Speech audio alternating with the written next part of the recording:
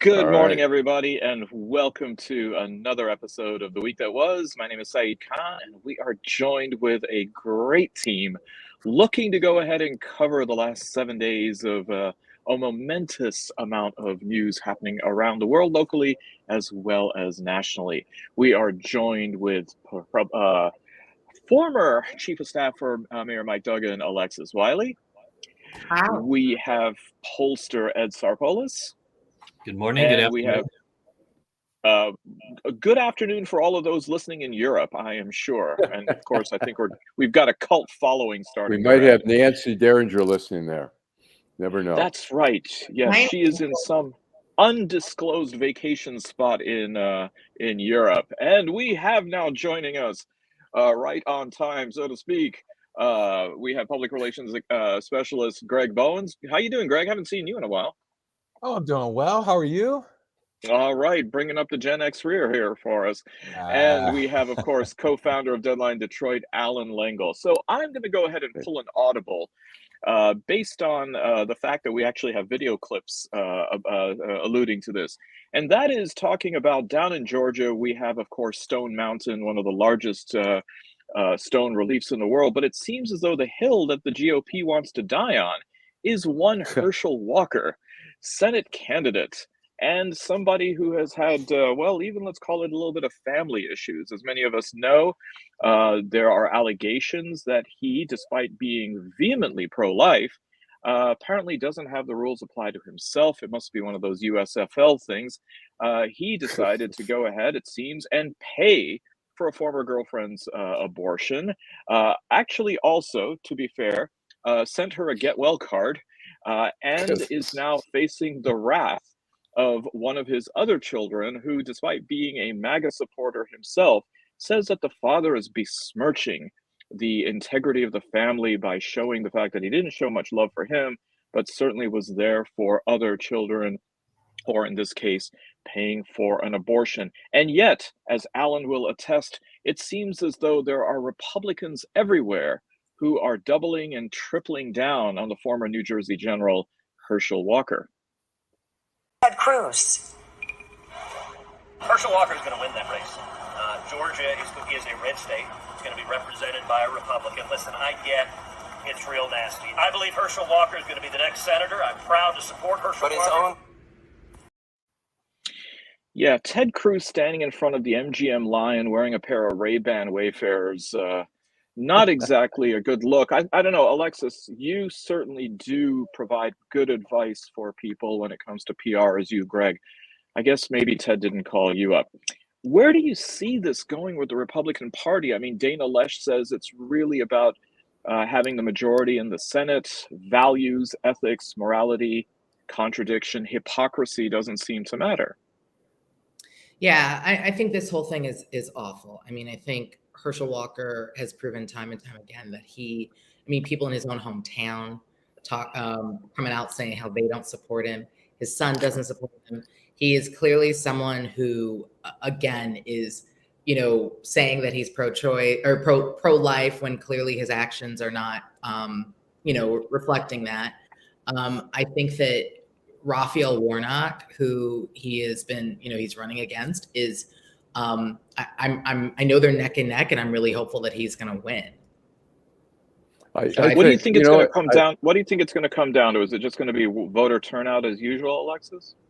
I don't know. It's clear that this is a race that one of the closest in the country that this is like the one everybody's putting their money in, right? Both parties are doing everything they can to try to put their thumb on the scale on this. And I think that with all of this, what's happening, I think that you're going to see some people who were initially inclined, I bet you some Republicans who are inclined to support him, who are going to start backing away from him. I think that this will continue to give Raphael Warnock the edge, and our country will be better for it. Because he's proven to be a good leader and someone who's principled and the kind of person we need in Washington. And Walker is clearly a fraud. All right, Allan.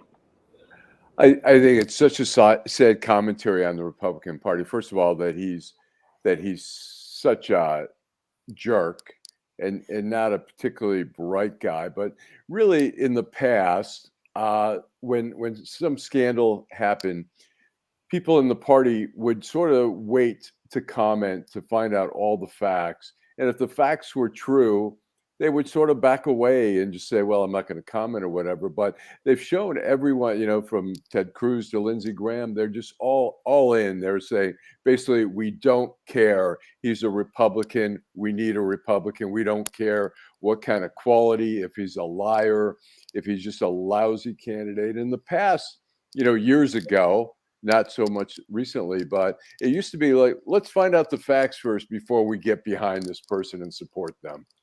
But it's changed. They just don't care. Well, the one thing this is the one thing, and this is kind of the crazy thing that is in my head. I think that while that theory kind of works across the board for most Republicans, will Georgia white Republicans show that same support for a black man running as a Republican? I think that race may play a role with how with what happens here. I mean, it's in my mind. I have no research to show it, but it's just something that I kind of think will be an interesting factor in terms of how much of a pass do these folks give him? Like, will they give him this? I don't think it matters. I don't think it matters. I think they just want a winning team. So whether he's black or white, it doesn't really matter to them. It's not a racial thing. It's just we need the Republican control, and it's all about the bottom line. So we can maybe even add one more Supreme Court justice or whatever. When this is all said and done, I think there will be research on what weighed into those decisions, and I think Ed will be somebody that I think we'll get calls about something like this, because this is where polling actually gets super, super interesting.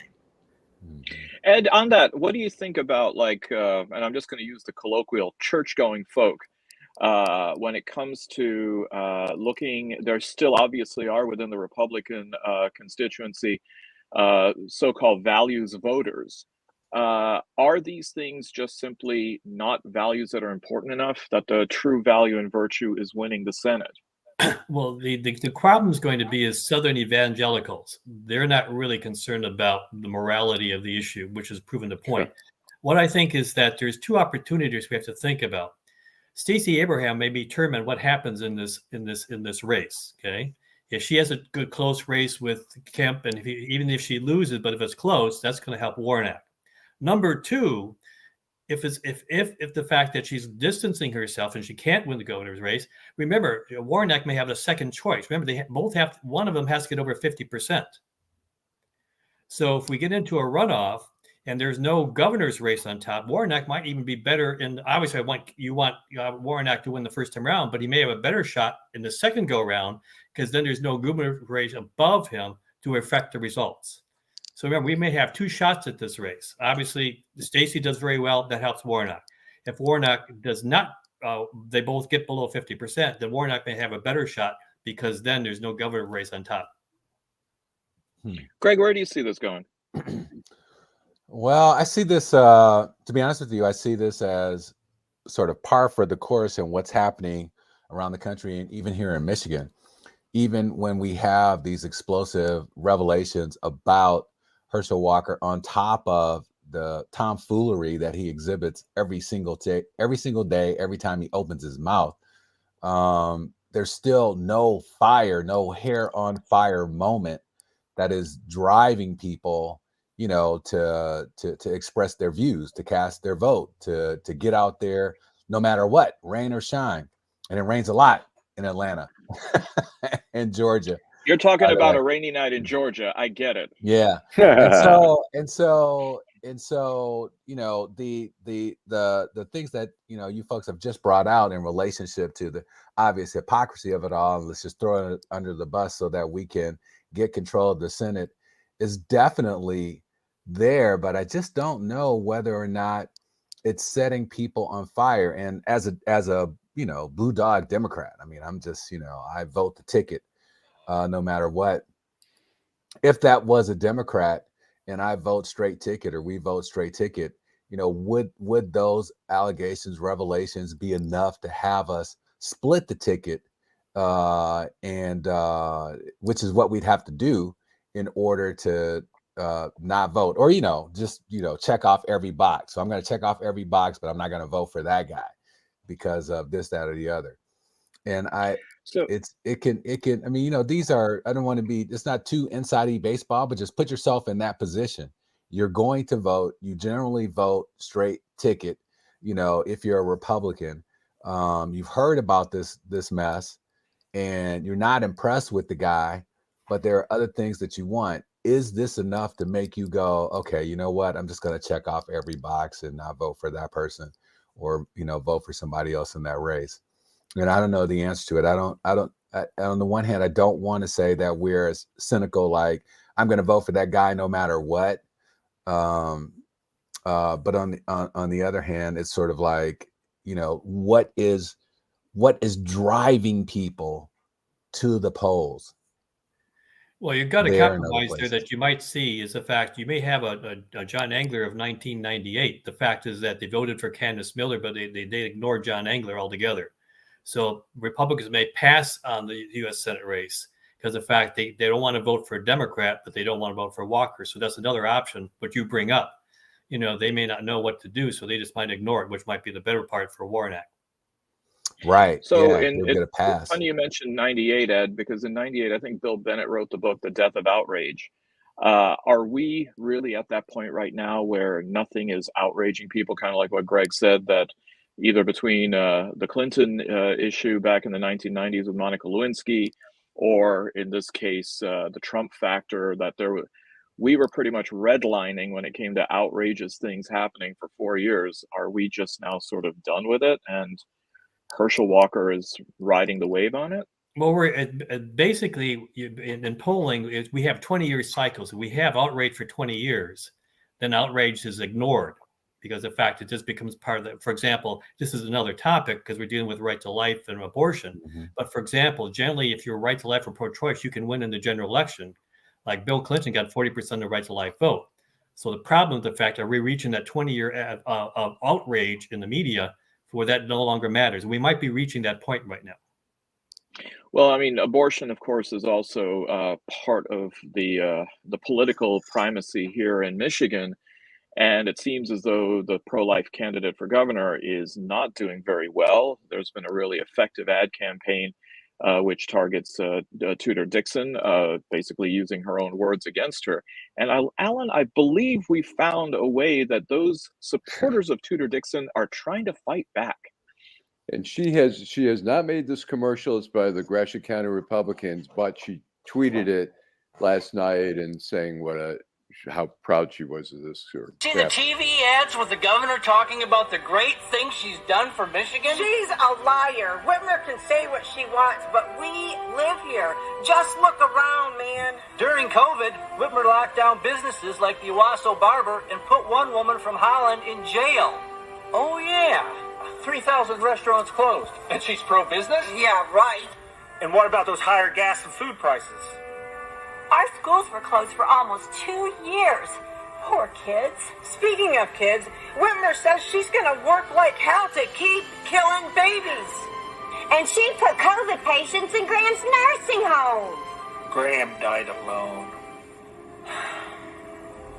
Okay. I'm voting for the other chick. What's her name? Tudor Dixon. Okay, let's roll. Watch out for potholes. Whitmer never kept her promise to fix the damn roads. I was telling Saeed that I think they were trying to appeal to the Jewish voters with that ad. Well, yeah, I think there's something to be said about method acting and how badly it was needed there. Like, yeah, right. I go to Alexis on this. This is the case where the messengers are wrong. The message might be okay, but the messengers are really bad. Yeah.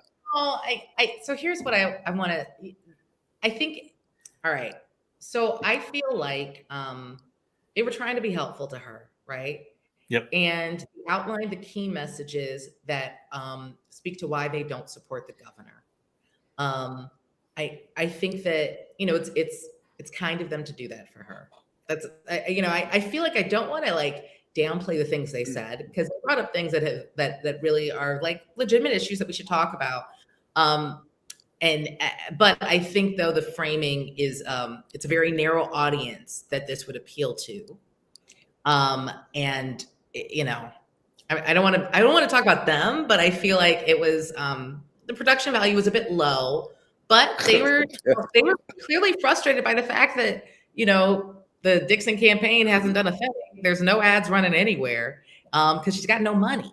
So at the end of the day, they're like, heck, we're going to jump in and try to tell our friends why we like Tudor Dixon. So I got a question for Ed. Ed, why does with the backing of DeVos, why is there no money? Well, first of all, the DeVos family has cut back their investment. Okay. It's a big time. Bottom line is the fact, the one thing in politics in Michigan, if you are a businessman, a corporate person, you have no problem supporting Democrats. The question is the Republican worth switching from the Democrat? Okay. You saw that with Gretchen Whitmer. You had Republicans who give Bill Schuette $6 million in the previous year, gave it to Gretchen Whitmer. Republican business people don't want to go there. And why do they want to invest their money and show that they backed the wrong candidate? Remember, they got their own image problem. They can't say they supported the wrong candidate.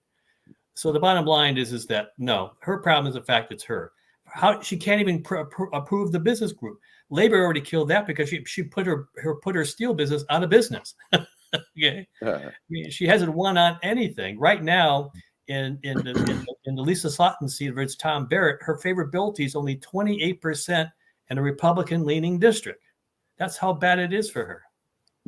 Yeah, that's pretty bad. One of the things about that clip that you just showed by the group that put together, part of that I've seen those kind of actions happen before, where people are getting together and they're making their voice heard.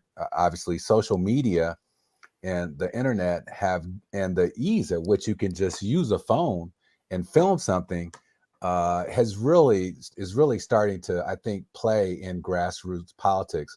Now, the problem with that particular video, or the challenge with that is that it seems fake. It doesn't seem real, you know, in terms of the people that were in it, the lines that they were saying, the way that they were interacting with each other. It just seemed, you know, put on and real. Had it seemed more genuine, you know, more real with folks who were part of a biker club who were actually sitting around and talking and saying these kind of things, then it may have more impact. But as a farce, you know, it can get some traction. I guess the thing what I'm trying to say is here, my point simply is this, is that there are lots of campaigns out there and people who support campaigns that you're starting to see more and more of these kinds of non-sanctioned campaign videos that are getting on out there. And I don't know how, you know, as a PR person who works on campaigns, I've seen those things happen. I don't know where they fit in the campaign finance reporting, you know, thing. Like, you know, if Alexis is running for office and I'm her friend and I just, you know, decide, you know, hey, I think Alexis would make a great mayor, you know, and here's why, blah, blah, blah, blah, blah. But I mean, these kind of coordinated things are happening, man. And I think we're going to see a lot more of that. It's going to be, you know, even when you have a well-coordinated campaign saying I'm doing X, Y, and Z, this is the new wave of things to come when it comes to campaigning, and the platform that they're running on amplifies, you know, something corny like that you would, you know, never really see. Well, so this gets to the fact is the law is actually behind the process, because the fact most of that can be under the wire. If you go on YouTube or anything like that, like where I live in Eaton County, YouTube, you can't go on YouTube at any time without seeing an ad from one of the candidates. Right. The problem, the fact the law is not keeping track of this. We have no way to measure. We can't go to TV station who bought what. On YouTube, I can buy 1,000 ads cheaper than I can buy TV time. So we got to have to get the law to catch up with what's happening, Greg. So I agree with you, but you got to catch up with the law. To record your expenditures, right? So I think the Republican Party, most likely, the Eaton County Republican Party has a way of, or not Eaton County, so it was Gratiot, right? The Gratiot. They have a way of reporting their expenditures because, of course, as the Republican Party, they're governed and they have to follow federal law. So I'm sure they did that. What I think is interesting, kind of to speak to Greg's point, is that oftentimes when you see folks doing this, I think it's a response to them feeling like, hey, she is nowhere. We need to help her out and put what we believe the message is out there, right? I think it's really them feeling like this campaign's on fumes. We need to jump in and help her out in our community. So that's, I think, what we've seen with that. And it's more of a commentary on the disorganization and the lack of a campaign that she's actually and also it's how bad Ron Weiser is being perceived as the party chair. And the fact Right. Ron Weiser lets nothing happen. The fact that this is happening shows the fact he's lost control of his party.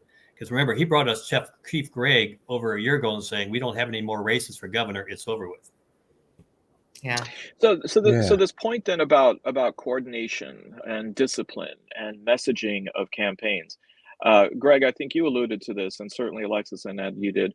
Are we moving in this direction now? I mean, is this the legacy of Citizens United, that anybody who feels as though they're either being good Samaritans because they are now assessing a campaign of underperforming, that they're going to step in? I mean, I think one of the important things to realize here, as Allan said, is that Tudor did go ahead and, for lack of better words, endorse the ad on Twitter. So, but is this really what we're seeing now, that it's going to be citizen advertising for their respective candidates in this way, irrespective of how perhaps uncoordinated it is with the campaign? Well, in my world of fact, I've been doing this for 30 years. Okay. The only difference between 30 years and today, it's more visible, more tracked, and more foul. I've been doing off the record things for candidates for years. So this is not really new.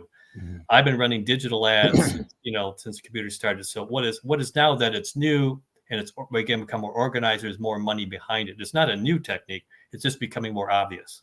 Mm. Okay. Well, you mentioned this idea that the laws have to catch up to the reality. And here we are now this week with a new term for the U.S. Supreme Court. First Monday in October, went right for the jugular with some interesting cases. I know social media is going to be something that the court is looking to take up this term. But two really fascinating cases, one regarding, or I should say two issues. One involving two cases with Harvard University and the University of North Carolina, Chapel Hill, on affirmative action, and the other one being about the Alabama districting law and how that might be impacting the Voting Rights Act. Anyone want to take a crack at either one? I'll take the look at the bottom line. This is going to be a test case. The reason why the fact is what I think is more important. The fact is what Justice Thomas is doing with the Trump lawsuit, because right now the Supreme Court image is very bad. Okay. So what happened with the Thomas under Trump case may impact some of these other cases. And number two, I think with Justice Jackson, it changes the whole dynamics of the Supreme Court. What she did on the whole things about voting rights, okay, and the history of that. So I think that, yes, we could still go the wrong way, but I think Jackson would probably be much more vocal, because she's the first justice I've seen go so quickly or on with history and actually taking on the system. That's what's going to affect whether or not how this rules. And some of them, they may not even touch the case and may kick it out, because Letitia Jackson right now is probably the thing that will change the court. I think, yeah, I think this session is going to be so important about the credibility. It's all about the credibility of the Supreme Court. And we're going to see, I mean, we've seen so often Alito and Clarence Thomas vote Republican, hardcore Republican on cases that it should have been 9-0. And I think we're really we're gonna get a sense. We know where Clarence Thomas is, we know where Alito is. Now we have to see where the other three Trump appointees are going to come out here, and even Amy Coney Barrett. It'll be very interesting. And really, I have to believe in their little group meetings that Judge Roberts is trying to convey the importance of credibility of the court. And I think this is going to be an incredibly interesting year. And, so. Yeah, I don't think you don't need to be a lawyer schooled in constitutional law to try and figure out what's going on here. The points that Allan just made about, the two most conservatives turning into party hacks and voting along the party line is a thing that's got everybody's attention. And it seems to be amplified now with the new justices. is the same thing true when it comes to the liberal justices, when it comes to Justice Brown and now Brown Jackson and those folks? Are there folks on the right who are saying, that these folks are also just political hacks? It bothers me. It concerns me because it's another area in our society, in our republic, that is called into question. Just like the reason we're just talking about Herschel Walker and how he's able to get up there and say what he's going to say, and how everybody throws, their hands up, and then they go back 25 years trying to compare it to Bill Clinton, as a what about meism. This erosion of our institutions and this erosion of the fabric of facts and truth, and allowing us to decide, impartially, wherever you may stand on an issue, sort of politically in some kind of way. You want your go team. Yeah, I need the Lions to win, kind of rah-rah thing. But at the same time, we know bad is bad. And so, Allan, I think you really hit on a good point here. When it comes to the Supreme Court, are we really looking or thinking that there's going to be fairness and justice and decisions made upon the law, upon precedent, when we just saw what happened with Roe versus Wade? I think that is one of the biggest damages that has come out of that Roe decision, is undermining people's confidence on the very ground that we stand on, and the assuredness that we can move forward. It almost seems like anything goes. It's great now, but if I get in, it's going to change, I mean, I don't want to ramble here, but you guys understand what I'm saying? It's like that whatever this court does, it has to be done on a foundation that reassures people, as opposed to, pull us down more into the quicksand. Because if we're not able to believe in anything, then what's left? I mean, well, look, the Republican of ideas. Go ahead, Saeed. Go ahead, Allan, please. No, I was going to say the Republican agenda. I mean, they've been so aggressive with the Supreme Court about denying votes, and then bringing in at the last, voting for Amy Coney Barrett at the last minute. They've been amazingly aggressive about this, and they've been successful. And they're, we'll see how, I think people like Kavanaugh, I think they're capable of voting, the right way, but we'll see. We'll see what happens. Well, Justice look Roberts, at the language. Justice Roberts can lay on this. For example, Alito very appropriately said he's a conservative Catholic and right to life. Other than the parsing, that's where he was coming from. Justice Roberts is also a Catholic, but on some of the votes, he went away from his religion and separated church from state. So the question is going to be, fact is, can we get Justice Roberts saying, look, we agree where you're coming from on your position, the fact personally, but can you look at what's different? This is the law. This is not your religion or your party. Justice Robert has a big role to play in this, because otherwise I agree with all of you, Allan and Greg. No, we're in a bad state. Well, I mean, and it's technically speaking, I mean, as Chief Justice, it's his court. I mean, and it really is going to be his legacy as how historians and scholars will look at this. But I think this point, Greg, that you make is so critical. I mean, you're using the word reassurance, but it seems as though another responsibility that this term and this court has is to serve as a deterrent from those people who think that the law can change simply with the right composition in the court. I mean, this is not the first conservative court that we've had at the Supreme Court. I mean, we had the Warren Burger court, which tended to lean a little bit more to the right. We had the Rehnquist court as well.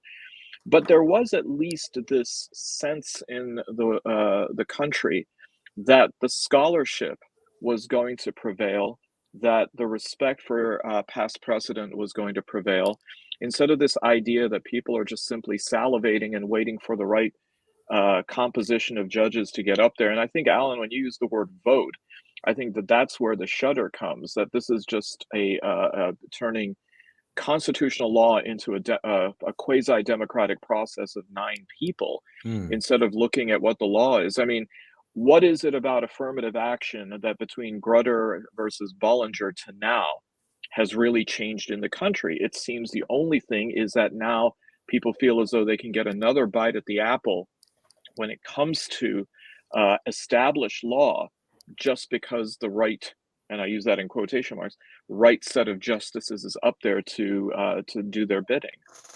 I mean, I how think do we you how know, do we even get to this point? We're an evolved society. I don't understand how we get to this point where we are, that sort of transactional. Well, I saw this starting in Professor Khan? 2016 on the Voting Rights Act. When they basically canceled part of the Voting Rights Act in 2016, I thought this was going to happen. That's even before the cart became more Republican.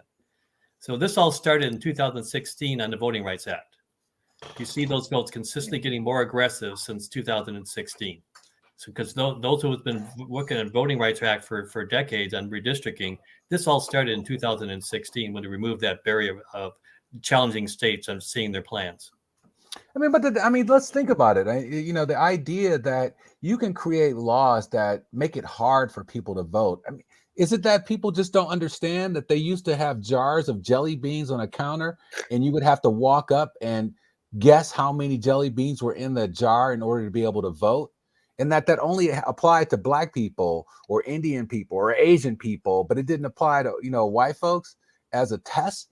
It's like, it's almost mind-boggling, as if it's almost like people don't believe it or don't know or don't think that couldn't happen. Why would you revisit that? Because you're white. The bottom line, I have to say this, is that if you poll in the South, it's the fear of whites losing their power in this country, okay? Because you look at the conservative white, the middle-aged white, this is what's pushing this. Because if you look at the evangelicals, they're losing their control. They're losing their white control. Basically, if you go at, they're going after Hispanics, they're going after every group. It's not just Black votes. The fear of losing control is what's pushing all of this. That's why if you go to even Black Republicans, we should be racial, colorblind. They're pushing this whole agenda. In fact, they're pushing we are one nation because they want to ignore what our history has been. Because in fact, they know that if we keep dealing with the racial issue, they will lose control of the country that they want to control. Well, what does it say about things now that someone can feel emboldened with going to the U.S. Supreme Court on an emergency filing regarding, and we're talking about here, former President Donald Trump with Mar-a-Lago, claiming that the special master is wrong, one that, of course, he actually wanted in there. It's not about the idea that this should be a slam dunk 9-0 rejection of this, but as you said, Allan, I mean, Clarence Thomas gets to go ahead and make the decision whether it gets bumped up to the court, delaying the process further, notwithstanding the fact that the 11th Circuit came in and emphatically confirmed what the Department of Justice was saying. But the fact that there's a kernel of doubt that people now have, that you're right, the law says it, it's well established, but there's still a possibility that the court could take this emergency appeal and rule in favor of the president because it passes whatever laugh test they now have. That's the thing that's so disgraceful. I mean, first of all, the Trump appointed judge in Florida erred in so many different ways, and the Court of Appeals pointed that out. It should not even get the ear of the Supreme Court. They should just outright reject it. But because it's a president, a former president, they may look at it, but it better be pretty close to 9-0 or 8-1. I'm sure Clarence Thomas, I wouldn't be shocked at all if he, finds some convoluted argument to try to go Trump's way. But it's not. I have confidence that it'll be 8-1, 9-0. If it's not, then I'll have no confidence in the court. I think we'll really see well. something. I mean, I think the argument he will make is based on his dear wife in saying, well, he isn't the former president, he's the current president, and so whatever he does, he has the authority to do it. So I think that might be the legal fiction. But we do have a situation here in we do have a situation here in Michigan where the judicial process has spoken. Judge has dismissed charges against 7 state officials in the Flint Water crisis. Lest it be forgotten that we had such a big trauma happening in Flint. Where do you see this case going, and what are the implications for even people like former Governor Snyder? I think that case is such a mess. I mean, the judge's, the ruling on that was basically that a one-person grand jury was not the right way to indict. The attorney general, or can come back again and indict. But how long are you going to drag this case out? I mean, people in Flint want justice, so you can't turn away. But on the other hand, the justice system has kind of failed in its process. I mean, there's some form of due process, which includes a time limit. And this has just been dragging on. I mean, Dana Nessel came in and dropped all the charges, refiled the charges. Now the charges are thrown out again. I don't know how much more. It's I'm ambivalent about it because, like I say, the people of Flint deserve justice. At the same time, the whole system has failed in its process. Well, Governor Snyder is still, I think they said that he was still going to be brought up on the misdemeanor charges for his dereliction of duty. Well, they can refile. I think those charges. That's not the same one where all the charges were dropped. The misdemeanor, okay, I'm sorry, I think is in a different court, but I also don't think that case has any strength either. So I don't think he'll have any. I don't think anything will happen. I think at the end of the day, I think we also have to remember that we have a system that is built on justice for all, right? Regardless of where you fall on this, I think everyone deserves due process. We all agree on that. And I think that this situation is, I think it's unfortunate all around. And but I think at the end of the day, the questions about a one-man grand jury make sense. I mean, the question is about process, so we'll see where it goes. Well, Alexis, I think that's the thing that we're talking about. This idea that you just put out there, that we're committed to the idea of justice for all. But now we just talked about the Supreme Court and folks voting politically. We just talked about Donald Trump and him pushing his little case up to the Supreme Court with the hopes that they will, do his bidding in relationship to this. And now we're talking about Flint and, what has occurred there. We're dropping the charges. All of these things that we just talked about are things that undermine the idea of justice for all and fairness and that kind of thing. So how do we square that away? I mean, I think this is the big problem that we're having right now, the big struggle, and why we don't have a hair on fire moment, in our own gubernatorial election as it relates to this kind of thing is beyond me. We're sort of in cruise control on that, and the apathy can give us a John Engler moment. I don't know. I don't mean to like keep going over this, guys, but it just seems so important to me on this. But it's really hard to have a hair on fire moment when you have this is not a competitive race. I mean, literally, there's no longer competition because you have somebody who is so, in terms of the Republican candidate for governor, is so extreme that you can't take this seriously. Someone who says that a 10-year-old or 14-year-old should be forced to bear give birth after being raped by somebody is not someone anyone can take seriously. Thus, we can't even begin a conversation about other issues because you're stopped on issue one, which shows that you basically have common sense. So I think that as things evolve, and maybe if you have more competitive races, I think you can have more people be more interested in having other conversations. But right now, I think that we can. What I think we could do or should do is try to be more engaged when there's not an election, right? Making our voices heard when after you elect somebody, say, okay, electing you is number one, but there's a whole lot more steps and a lot more that I want to see from you as my elected official to hold you accountable through your time, right? We should not feel like the only way I can hold you accountable is every 4 years. I agree with that. Let me put this one thing in here on this, Allan, because I think this is really important. I had a conversation at a neighbor's house not too long ago. These people are well educated, grew up in Detroit, went to UAD, and all that stuff, and went to college. And the husband, when put that question, how could you support voting no on this? You have daughters. If your daughter had been raped at 10 or 14. And he was just like, well, I believe that, some good would come out of it. It's not something I would want to happen, but I would want her to carry that to term. It's weird that we're having these kind of discussions, but it's because of Roe. But the people that they've put up, they seem completely extreme to us. The crazy guy Gibbs over there on the west side of the state, and his whole, I was just trolling people in college crap. When it comes to women, it just seems like if we don't have this hair on fire moment, if we're not pressed, Saeed and Ed and Al, to stop the dystopian kind of future that could happen with these clowns, then we're doomed to live it. I don't know. I think this race is going to be a lot tighter than people think, because it's the George Bush effect.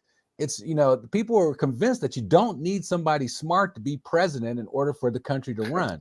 And I'm not convinced that people here, I think that people here are starting to think the same thing, that you don't need to be a genius in order to run the state government. And Flint is too far behind, unfortunately. But Minnesota had Jesse Ventura, right? I remember that wrestler. But I have a question for Ed. It appeared. My view is that Tudor Dixon was, of the candidates that were left, was probably the best. My question to Ed is: would James Craig have fared any better in this race? No.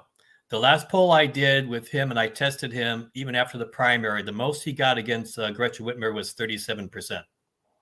And Tudor was doing better? Tudor Dixon was down at 0% at that time. Okay. The bottom of Chief Craig of the fact is, as I keep telling the people, he basically defeated himself. Okay. And you talk to the Republicans, he had so much damage, okay, from his drinking problems to his woman problems to how he dealt with the police force. There's so many things that the Republicans just gave up on him, okay? Mm-hmm. And that's why they couldn't salvage him. There's no public incident of him drinking. Yeah, what are you talking about, Ed? The newspapers got stories about his drinking problems. Yes. No, there's not one story about Chief Craig's drinking habits. Despite everything, I was not supportive of him being governor. I would not support him for governor, but he's not. I also would not support, I think, things that are not true about him as a person, right? Okay, well, then you did talk to his staff who were observing it, and things on his staff is going on, okay? Yeah, but you're in a media outlet in a public forum here saying things that, that are not, I haven't seen any stories like that at all. No, because they were killed. They were killed, and the media did not cover them, which was smart that they did, okay? Alan, you heard it here. Alan, he's calling you out, man. He's saying you had stuff and you didn't report it. No, we never had stuff. I mean, look, everybody, the chief liked to drink over at Sinbad's, but I mean, that's, so what? People. I see him all the time at Sinbad's, and he's always taking, he's never like. Right. Public. He never seemed. I've seen him there. He didn't seem like, I mean, I don't know. No, we never did. Watch out, Ed. You're gonna get a lawsuit there, buddy. The point being the fact he had a lot of stuff that they could not overcome. Imagine he did not want to be managed. Okay, he was always doing something else, and that's what happened to him. Okay. And, clearly the guy was out to lunch when he thought that he could launch a gubernatorial campaign in Detroit and didn't think that Detroit would breathe all over him. Right. Well, I have a quick question, Greg. I think the question, Greg, is, was that a 3 martini lunch? So I have a question for Alexis. Would Chief Craig, or does Chief Craig have a chance of becoming the next mayor? Of Detroit? Of Detroit, yeah. Oh, okay. Yeah. No. I honestly think I've not talked to him in a long, long time about what he's thinking, but I think at the end of the day, he does have a really good reputation as somebody leading law enforcement, and I do believe he did a good job as chief of Detroit.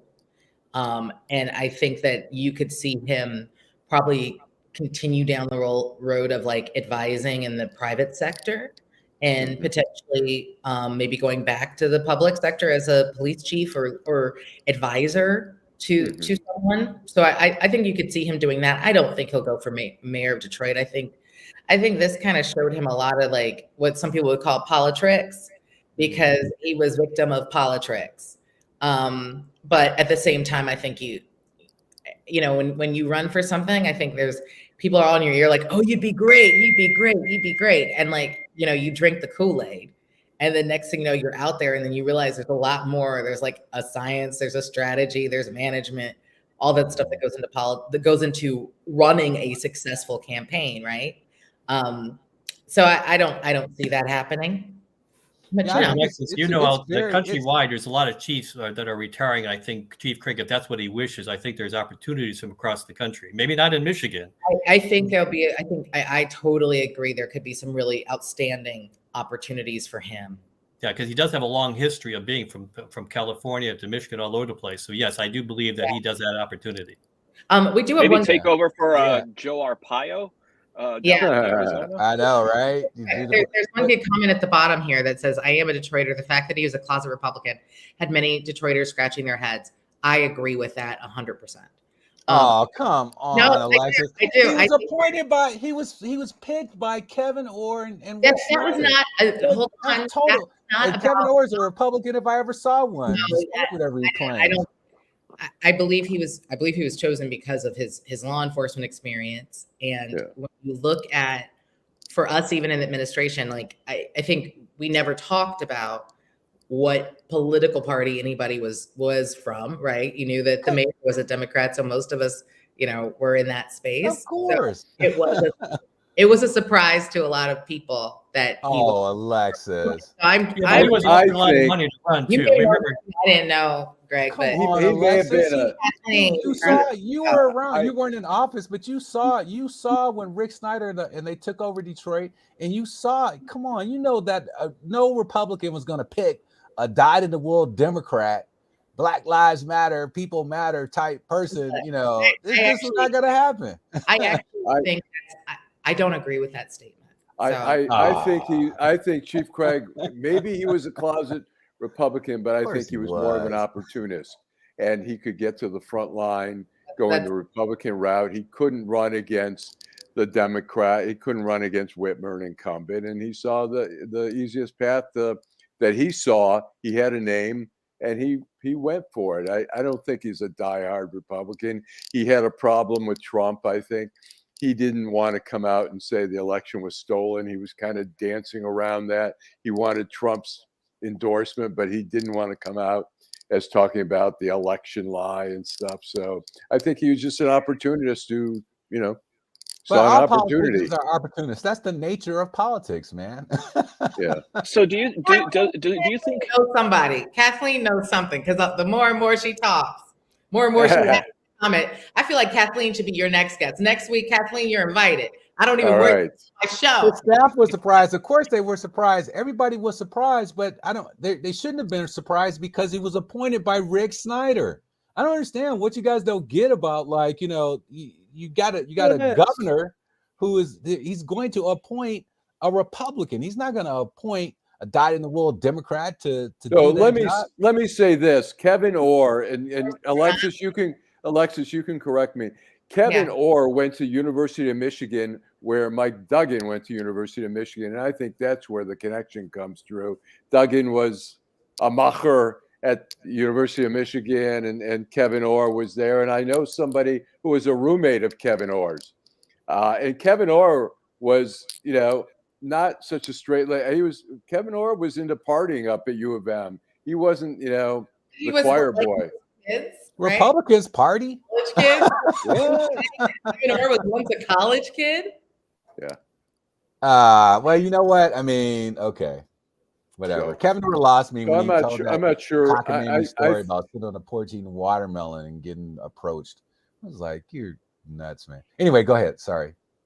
Well, I think this is the fact is that when he got involved in running for governor, he did get a lot of support from the chairman of the Republican Party.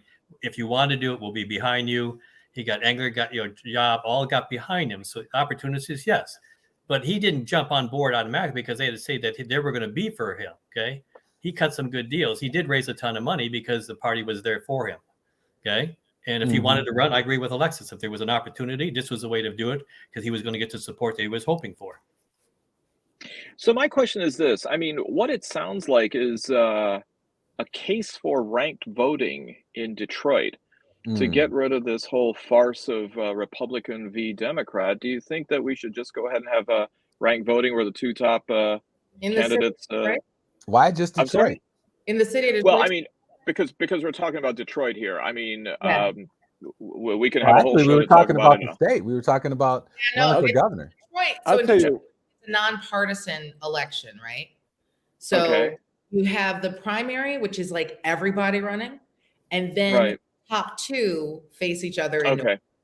So I guess it is Okay. like how you're explaining. You're talking it. like New York, or you're talking about Alaska. There's two. There's Alaska and then there's Right. More like what they're planning in California, but okay, all take right. your point. Yeah. I- Yeah, Alan. I just want to say real quick, I was filling out my ballot, my absentee ballot last night. You want some help filling it out there, Alan? Yeah, I should have called you. And you know, the thing that bothers me is that the Supreme Court justices and some of the other who are picked by in the convention process, I don't know why there is not an R or a D. I know they're trying to pretend like it's not. There you go, Greg. They want to pretend that it's not like, you know, affiliated with the party, but it is, and people should know that. I think they should be more transparent about that. Well, yeah, I guess there's something to that. I mean, you know, the fact of the matter is you're running for statewide office. You need a statewide apparatus to make it happen. And, you know, you're picked by your party. You know, well, you're picked I mean, by if the you don't, Republican man, or Democratic you'll Party. leave it up to the business community. Do you really want the Michigan Chamber of Commerce creating an apparatus that selects who the judges are going to be, you know, and pay for it and fund it and all that stuff? I don't want that. But, you know, which is the same thing, you know, with this whole term limits thing. It's one of the reasons why I think term limits have been such a doggone failure in our state, is because, you know, the associations and the lobbyists, they run Lansing now. I mean, you get up there, you know, as soon as you get there, you're wondering how you're gonna live after 5 years from now, 6 years from now. What are you gonna do? You know, it's your next, next career thing. Don't worry, Greg. There is one other place where the party chooses the candidates for the electorate to vote on. I think it's called Iran. So just, you know, in case you were parties, not, you know, some theocracy of one party. You know, one party, two party. You know, one fish, two fish, red fish, blue fish. Now you're just talking. Oh, now you're come just on, talking man. numbers. So you want to be? I mean, you know, in Israel they have a bunch of different parties, right? And in Britain you need a bunch of different parties. You got to build coalitions in order to elect a prime minister and to rule, right? Yeah, So, I wouldn't bring that up with the conservatives right now. They're kind of getting thrashed. But I like the point, Alexis, that you made, that here we are now that Whitmer, Nessel, and Benson all have pretty sizable leads. It seems like a lot of people are taking their foot off the gas, saying, you know, we dodged a bullet on this one. We'll go to 2 years from now and then start mobilizing, without realizing that there's a lot of work in the middle. I mean, one thing that we haven't talked about, and it seems like nobody's talking about, is that our national debt has hit 31 with a T trillion dollars. Nobody seems to be talking about that. Yeah. See, I mean, Greg, you're just affirming the point. Debt, let alone the, you know, what's going on overall with the country. So, but well, I was talking.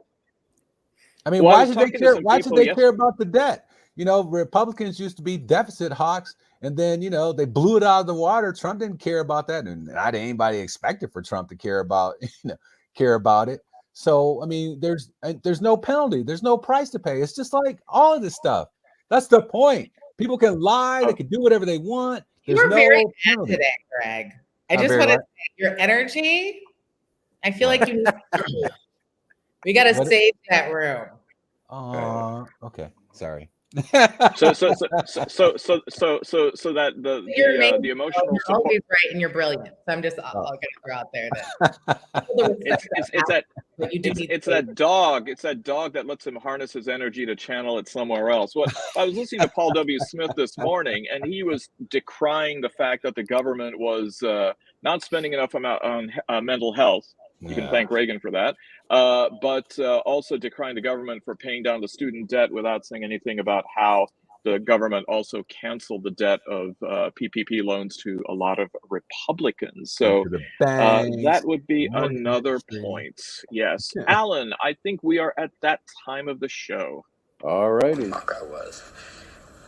Schmuck. It's not smuck. It's schmuck. Smuck. Schmuck. Smuck. Now say shh. Shh. Now say muck. Muck. Now say shh and muck together real fast. Smuck. We are at that point of the show, which is the bugaboo of Alexis, because she isn't too much of a fan of schmucks or other kind of Yiddish disparagements. So I'm going to go to Alexis first and to see if she has fill in the blank word for of the week.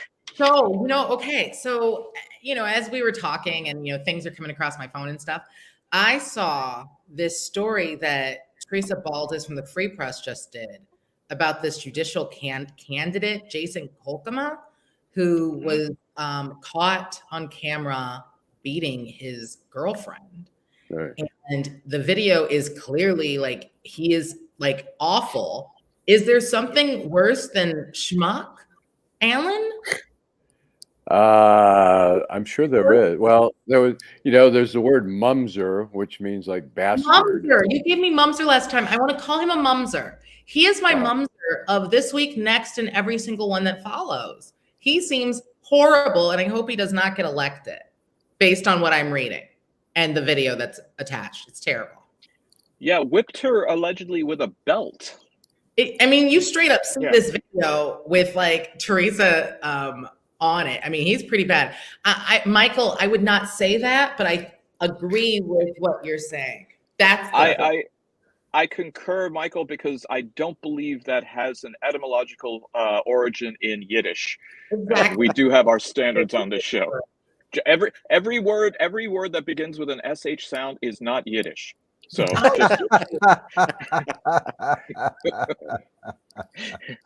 otherwise, we could have Dustin Hoffman and Warren Beatty arguing and debating over a sit bag. So there we go. All right.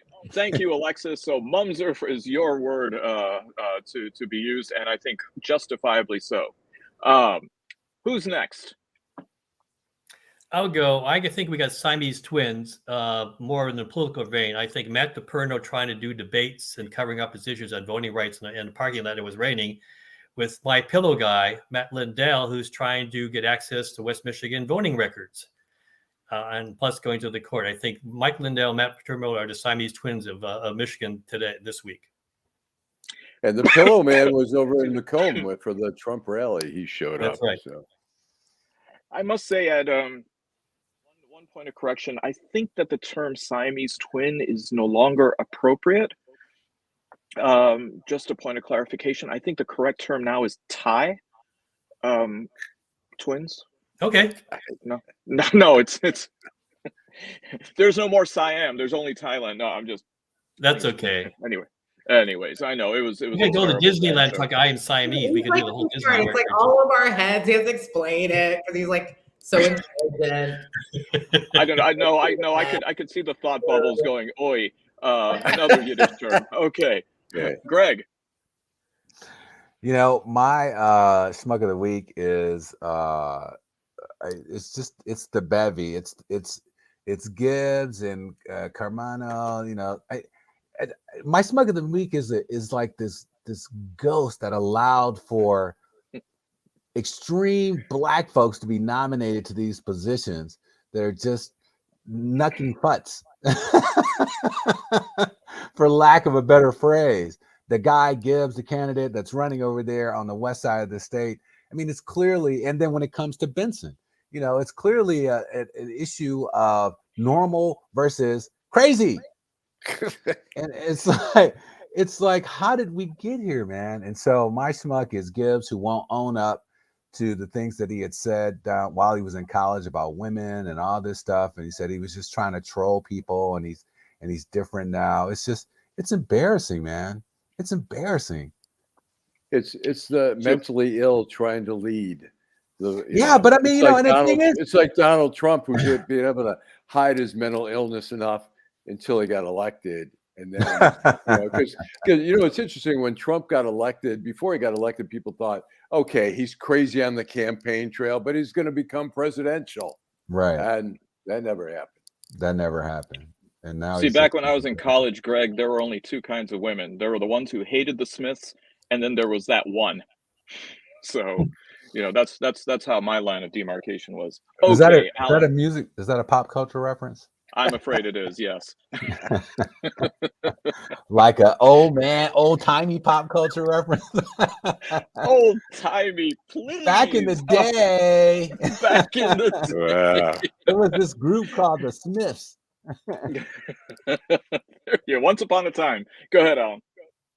I am going to go with Ted Cruz, and just Ted Cruz and company, who, like I say, defending Herschel Walker when they don't care about the facts. And like I said, in the past, they would be like, let's find out what's going on. If this is really true, maybe we need to back off a little bit and just no comment it.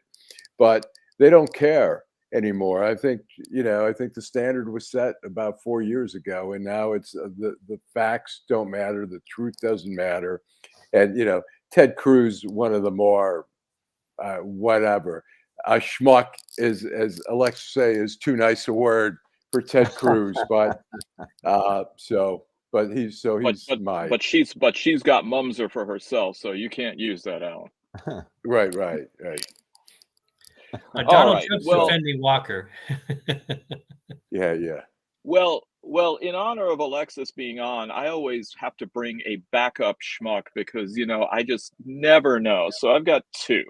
One of them is Kanye West for the White Lives Matter. White Lives Matter.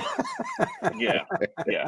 And then doubling down on the Tucker Carlson show about this, and cavorting with Candace Owens at the fashion show. I mean, it just went up and up and up. Anyway, so that was one. But the schmuck of the week for me has to be the U.S. tourist who smashes two busts in the Vatican Museum because he was told that he wouldn't get to meet the Pope, which is not on the tour, nor if you buy the bonus package tour. It's not happening. It's so funny. He was Even not. the Pope would call him a schmuck. Okay. Yeah. Meeting the Pope is not in the brochure. Was he Catholic? It's not. And I mean, you can buy the merch, you can buy the Pope hoodie, and you can go ahead and do everything else, but you're not entitled to meet the Pope. But to go ahead and smash two busts, which apparently is not the first time that people have vandalized things at the Vatican Museum. Somebody, in fact, dismembered Michelangelo's Pieta, which is now why it's behind bulletproof glass. But for being another archetypal American tourist going to the Vatican Museum and busting up two busts, you're my schmuck of the week. Anyways, thank you so much for really a wonderful conversation. I think we covered a lot of ground with a good level of insight and depth. So thank you, Greg Bowens. Thank you, Alexis Wiley. Thank you, Ed Sarpolus. Thank you, of course, Allan Lengel, who always gets the last word. Drive home safely. Go vote. Wonderful. Thank you, everybody. Have a great week. And Greg, you work on that ballot. That's long.